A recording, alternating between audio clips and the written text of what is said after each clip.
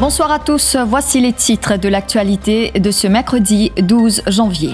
Probable recomptage des voix dans la circonscription numéro 19 pour le scrutin du 7 novembre 2019. Il faudra attendre une décision de la Cour suprême.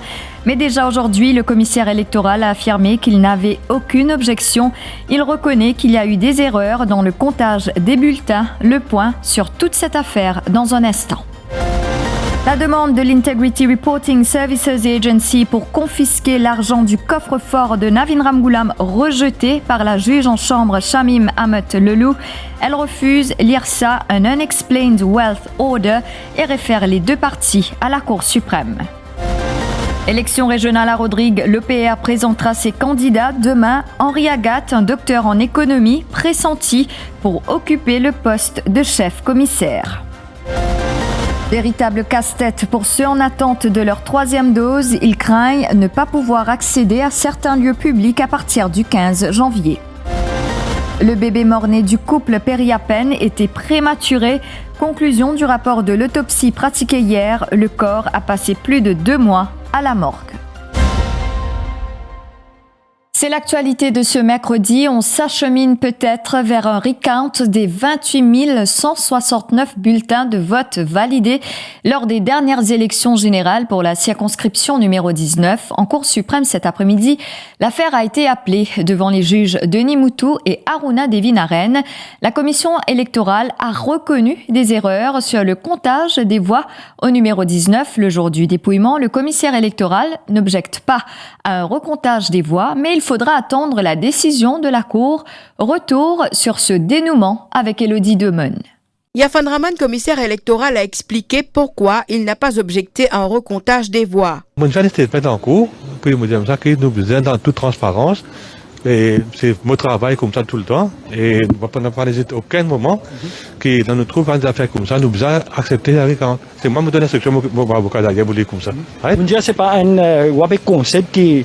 Dans la commission qui devait concéder, mais quand nous trouvons une erreur comme ça, moi, je devoir, moi, comme un commissaire électoral indépendant, je besoin accepter que nous besoin transparent. Donc, on ne peut pas objecter qu'il y ait une récompense. Au contraire, loin de la... On a dans le passé, pour référer encore, pas la première fois. La décision finale reviendra au juge de la Cour suprême, explique Gavin Glover, avocat de Jenny Adebiro. Un des documents dont le commissaire électoral faisait état dans son dossier a démontré des irrégularités assez flagrantes. Et ces irrégularités ont été mises à jour.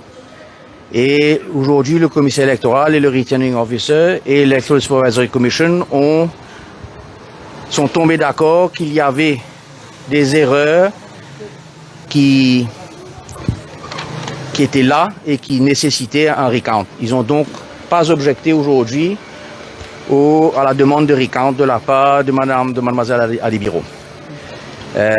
Et M. Colin Davelou a aussi abondé dans le même sens.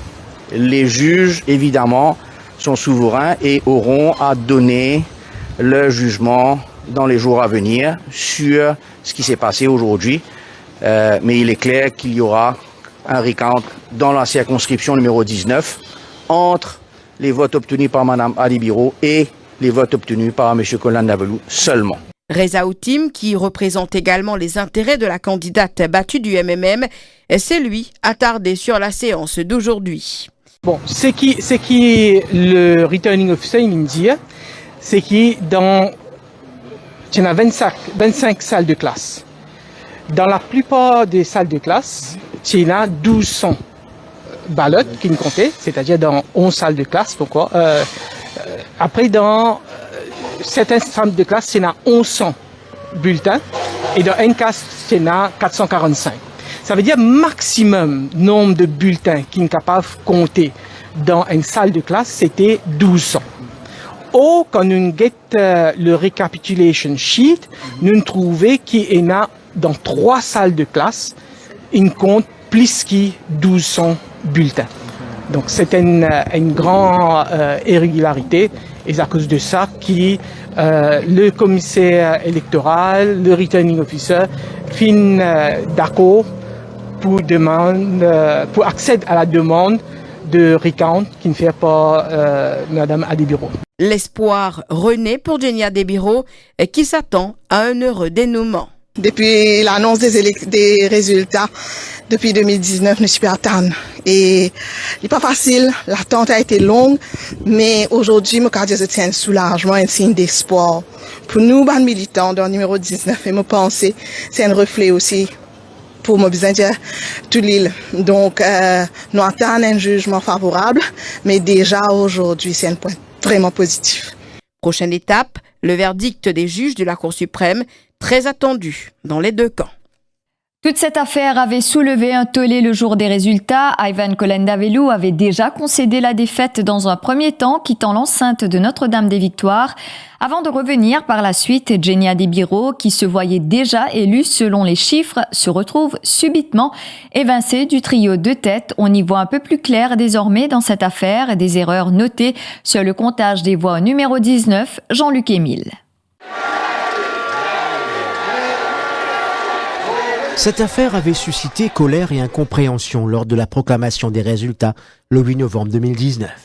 Vous remerciez en mon nom, au nom d'Even, mais aussi au nom de vos sœurs,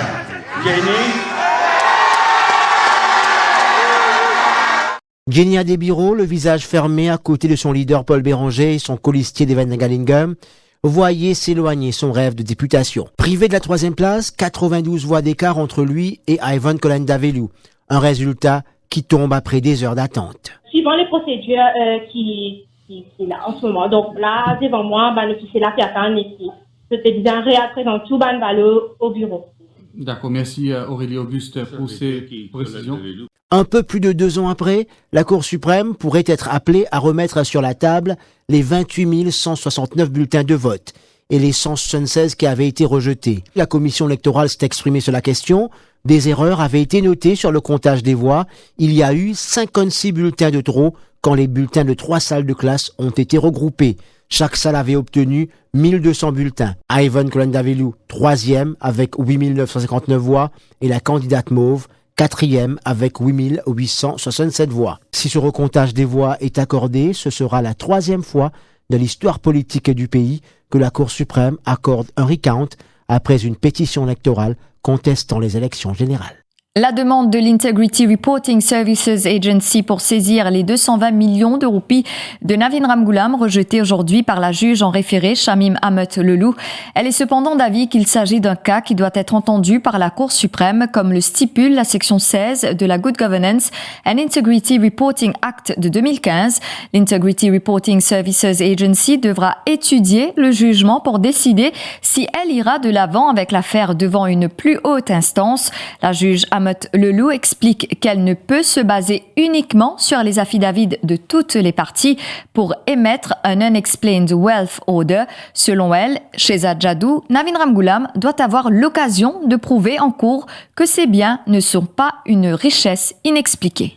Navin Ramgoolam doit avoir l'occasion de se défendre en sachant que ses explications à travers un affidavit en 2018 devant l'Integrity Reporting Services Agency ont été rejetées. Le leader du Parti travailliste avait expliqué qu'il s'agissait de ses revenus en tant que Premier ministre des per diems pour lui et son épouse et des donations au Parti travailliste. Parallèlement, la juge en chambre a aussi expliqué que certains aspects de la demande ne sont pas clairs, notamment entourant la section 3.7 de la GGIR Act. Cela concerne l'effet rétroactif de 7 ans. D'autres points sont également soulevés par la juge en chambre. Par exemple, que cette affaire des coffres-forts fait déjà l'objet d'un appel devant la Cour suprême après le jugement de la Cour intermédiaire. Elle explique qu'il s'agit de 2 choses différentes et que la présente affaire ne peut interférer avec celle de la Cour suprême. L'affaire avait été logée par l'Integrity Reporting Services Agency. Elle voulait obtenir un ordre de saisie pour les 220 millions de roupies, dont une partie est en devise étrangère, mais aussi sur 2 véhicules, une Kia Picanto, une Mercedes-Benz et 2 cartes de crédit internationales. La juge Ahmed Lelou rejette donc la demande de l'Integrity Reporting Services Agency. Elle recommande à ceux concernés de se tourner vers une plus haute instance. Merci Shehzad Jadoo pour toutes ces précisions. L'ICAC poursuit sa tournée dans les pharmacies des différents hôpitaux de l'île pour interroger les responsables sur la distribution des comprimés molnupiravir aux patients atteints de la Covid-19. Depuis lundi dernier, les limiers de la commission anticorruption effectuent leur tournée avec pour objectif principal connaître le nombre de comprimés distribués depuis le 6 décembre dernier. Déjà, les enquêteurs ont pu établir que le nombre de médicaments commandés est exagéré. Direction Rodrigue à présent, l'EPR présentera ses candidats pour les élections régionales demain. Mais ce que l'on sait déjà, Serge Clair alliera dans la région 6, Grande Montagne, un de ses conseillers en la personne du docteur Henri Agathe, un docteur en économie qui a été au service du pays depuis 2012. Jean-Luc Émile, bonsoir. Bonsoir. Un parcours éloquent, tant sur le plan professionnel qu'académique, il est celui qui pourrait aspirer à diriger Rodrigue en tant que chef commissaire. En effet, il attire les regards sur son passage à Port-Maturin depuis que son nom a fuité. Le docteur Henri Agathe, DHA, sera candidat de l'OPR dans la région 6 à Grande Montagne. Celui qui a toujours voulu se mettre au service de son île dit avoir été patient. Patient depuis 2012, il s'est construit professionnellement, a grandi humainement et a géré tant de dossiers de l'administration de Rodrigue. Il sera donc candidat de la région 6, un bastion de l'OPR. Il sera celui qui a piloté la fermeture du lagon et puis celui qui a géré la pêche aux ourites à Rodrigue. Il a coordonné toute la question relationnelle avec les bailleurs de fonds dans l'île. Chargé de cours, Henri Agathe a aussi chapeauté à la COI la gestion des zones côtières pour Rodrigue et Maurice. Même les plus farouches opposants de l'OPR reconnaissent en lui un fin intellectuel, mais aussi un homme avec une vision pour qui l'agriculture, c'est l'avenir. Le travailleur social et également docteur en économie entre dans cette course électorale avec une solide expérience des affaires dans l'île. Il a géré plusieurs dossiers, des dossiers prioritaires. Il considère que l'autonomie doit être un partage de responsabilités en bonne intelligence. Et en 19 ans de l'autonomie, pour lui, cela a permis à l'île Rodrigue d'avancer. Aujourd'hui, il faut continuer dans ce sens. Voilà ce qu'il affirme. Il considère en tout cas que l'autonomie doit être un partage de responsabilités. Ses adversaires attendent de voir le professionnel sur un caisson, les mantras du docteur, productivité, performance et compétence. Il faut savoir aussi que la priorité de ce père de famille, un meilleur système de santé dans l'île, parce que la pandémie a montré que tout passe par la santé, selon lui. L'histoire retiendra que son père a été un des fondateurs de l'OPR, à savoir Laurent Agathe. Merci Jean-Luc Émile pour toutes ces précisions. Et le 13 février prochain, ce sont 31 450 électeurs qui se rendront aux urnes. 6 returning officers ont déjà été désignés pour ce scrutin. Ils seront présents dans les 6 régions de l'île lors du Nomination Day prévu le 22 janvier prochain. Le point avec Dushila Mansingh. La commission électorale a publié la liste des bureaux de vote. D'abord pour la région 1 à la ferme qui compte 5 373 votants.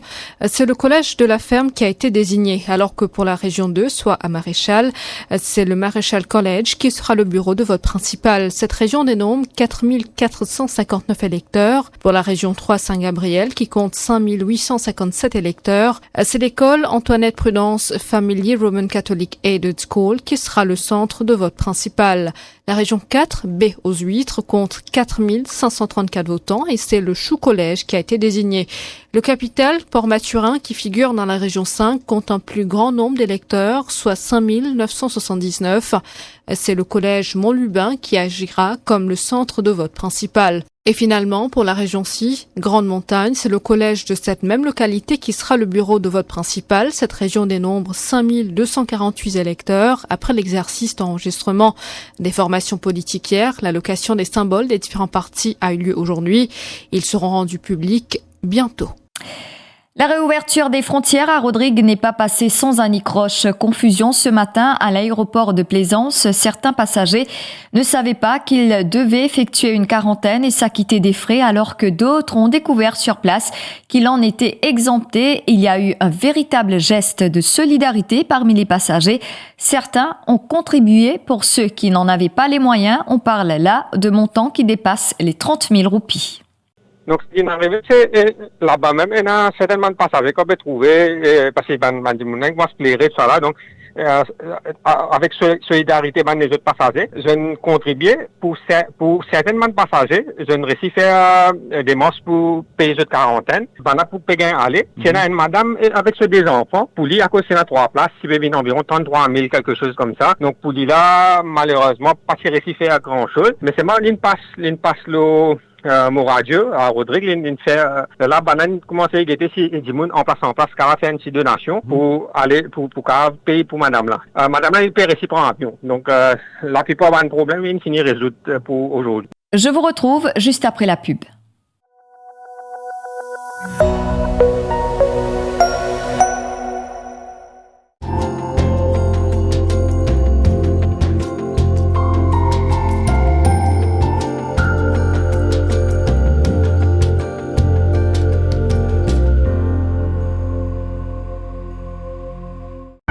Maison des Matelas propose une découverte ce tout nouveau matelas, le Royal Suprême. Un matelas de qualité supérieure, avec une garantie allant jusqu'à 15 ans. En plus, pour un meilleur sommeil, l'or sa gamme matelas là au Pégain de egg pillow pour le bon aliment des colonnes vertébrales. Matelas disponible uniquement dans nos factory shops Maison des Matelas. Port-Louis Vénus, Triolet Côte Ancien Télécom, Pamplemousse vis-à-vis CB, La Caverne Vacqua et Cœur-Pipe à côté de l'église Sainte-Hélène. Livraison gratuite à travers toute l'île. Numéro d'appel 5252 80 07. Maison des Matelas, fabricant depuis 1978.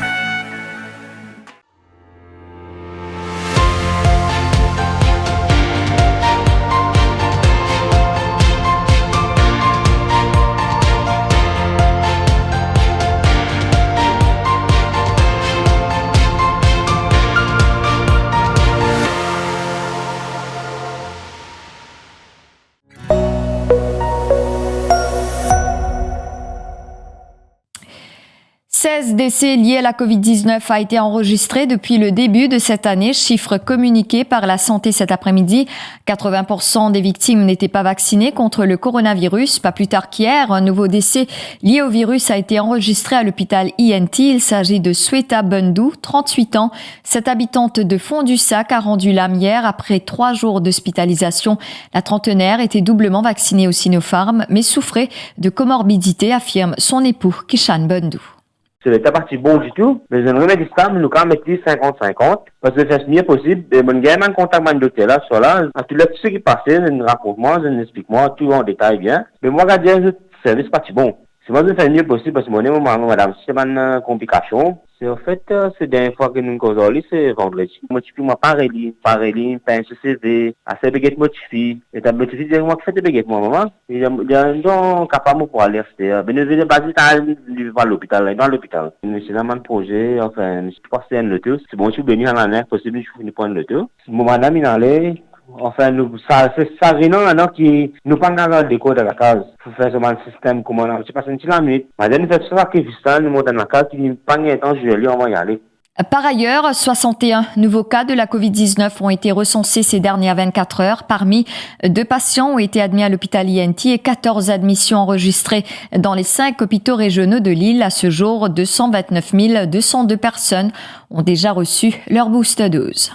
Le statut vaccinal, source d'angoisse pour une partie des Mauriciens. Certains, en l'absence de certificats médicaux parce qu'ils ne travaillent pas, craignent de ne pas pouvoir accéder à certains lieux publics à partir du 15 janvier. C'est un véritable casse-tête pour ceux en attente de leur 3e dose. Christina Nélan.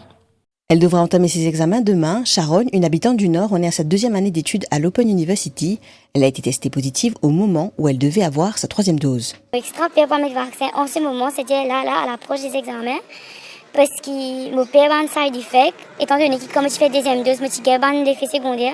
Là, je n'ai pas envie aucun side effect, surtout là, comment dire, quand il y a l'examen. Le 10 janvier, comme je fini de planifier pour mettre mon vaccin, je n'ai pas réussi à le faire, parce que justement, je suis bien isolée. Et le risque à mettre un vaccin, quand il y a quelqu'un qui est positif et qui est potentiellement positif, il est déjà assez grand de ce qui me connaît. Donc, je n'ai pas plus ça.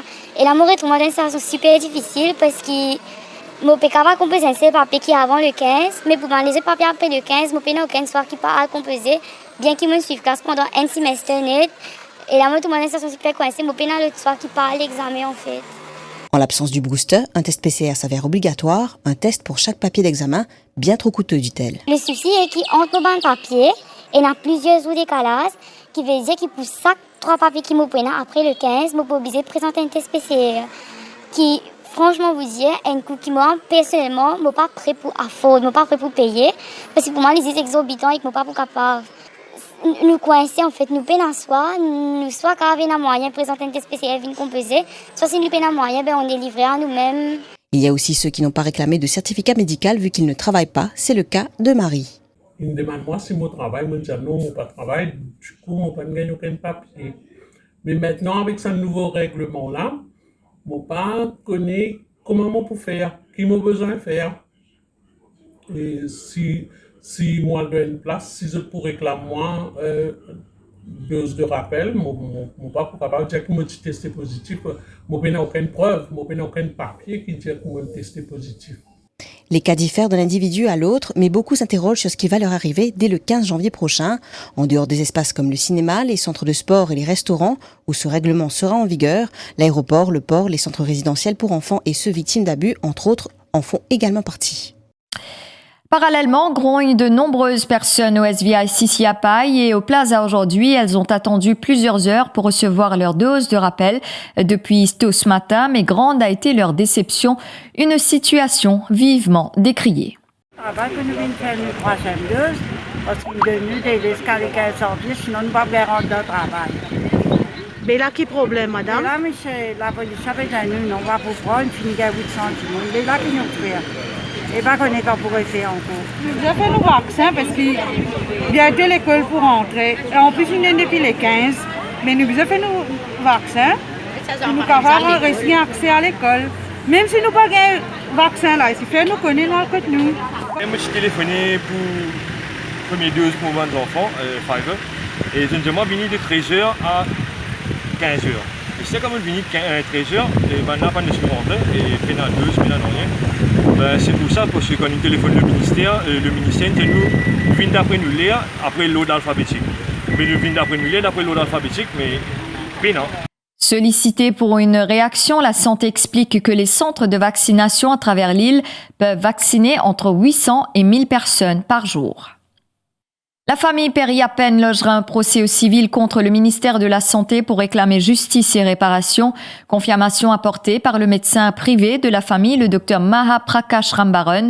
Le bébé du couple Perry-Appen, vous le savez, a succombé à une grande prématurité. Conclusion de l'autopsie pratiquée par le médecin légiste Maxwell Monvoisin hier. Après plus de 2 mois passés à la morgue de l'hôpital Jitu, le bébé mort-né du couple a été inhumé hier au cimetière de Bois-Marchand. Vous le savez, Aïssa Perry-Appen a perdu son bébé lors d'un accouchement par césarienne le 7 novembre dernier à l'hôpital Jitu. La famille maintient qu'il y a eu négligence, affirme le docteur Rambaran. Quand l'autopsie est finie, je demande à mes parents qui attendent là-bas, je discute avec eux longuement. Je m'ont trouvé comme assistant pendant cette autopsie-là. Je me prends les bien, mais maintenant, question posée, est-ce qu'il y a une matière à poursuivre dedans? Donc, j'ai eu une longue conversation après l'autopsie avec l'avocat et avec aussi mon médecin en France. Est-ce qu'il y a une matière à poursuivre? Ma première réaction, c'était oui, pas de l'avant avec un civil case pour demander justice et compensation. Alors, là, qui est un point important? Là, moi aussi, les points les plus importants. Le premier point qui est plus important, c'est qui vous a connu d'abord, c'est qui fait à 22 semaines, puis dire, oui, les enfants, ils avaient le mot accoucher, et puis césarienne, etc. Est-ce que tu as un danger? Est-ce que la vie de la maman est en danger? Est-ce que l'enfant qui échoue? Une femme de 75 ans accuse son fils de 46 ans d'abus sexuels. Cette habitante de Dagotière relate que les faits se sont déroulés hier aux petites heures du matin alors qu'elle se trouvait dans sa chambre. Elle affirme qu'elle est souvent victime de violences de la part de son fils. Mon garçon, la vie des animateurs, nous travaillons de paiement. Nous venons de paiement, nous ne sommes pas de kilos. La table a comme ça, il était là, a comme ça, on a un petit fond. Ça quand elle dit moi, mon grand enfant, la table dans quoi il est là. Moi, je crié, il est mon lit qui fraîchement en bas. Je ne sais pas comment vous tout, toi. Moi, je suis en bas dans ce qu'on gagne. Mon père, solidier faux. Je me prends ça pour ça, on est à solidier pour le cavalier là-bas. Moi, je crié qui sont là, vous tombez. Je suis dans la cave qui dit sans c'était. D'abord, tu pas tant que ta passe. Pas ton maison, pour ce sauvagerie. De qu'il se ménage. De qu'il reste contre moi. Mon gars, mon 13e mois. Mon gars, il crée l'avance. 3500. Il l'a guerre, il prend ça. Il prend ça, il allait à midi avec son camarade. Depuis combien de temps il prend au casse? Depuis 18 ans. Tous les jours, il passe sur la tête. Ça, quand il dit, moi là, il a ça va pour moi. Assez de moi. Une pipi de moi. Comme on dormit, il y a même pipi dans la bouche. La police, tout le monde dit avant. La même chose, tu permis de des temps, ce n'est pas d'écoute de la police. Moi, je te vois, je te vois avec toi. Du tout, il va travailler. Je vais la guerre pour quelqu'un. Tu ne vas pas pour dormir à la guerre commencer. Il va pas demander d'eau, plus beaucoup. Mais c'est un mot qui te vivre ça là. L'accusé a été placé en détention. Bonne nouvelle pour les PC gamers qui n'avaient pu profiter de God of War 4, c'est maintenant officiel, Kratos et Atreus vont bien débarquer sur PC dès le 14 janvier. Cette version offrira évidemment des tas d'améliorations techniques avec de la vraie 4K et un framerate débloqué ainsi que des ombres à haute résolution et des reflets améliorés. Et cerise sur le gâteau, il sera aussi possible de profiter du titre sur les écrans ultra larges. Le titre s'est vendu à 19,5 millions d'exemplaires à ce jour, ce qui est colossal. Rendez-vous donc le 14 janvier pour redécouvrir cette expérience sans limitation sur PC. À noter que la sortie de God of War Ragnarok est attendue sur PlayStation 5 cette année. C'est la fin de cette édition. Merci de l'avoir suivi. Très bonne soirée à vous.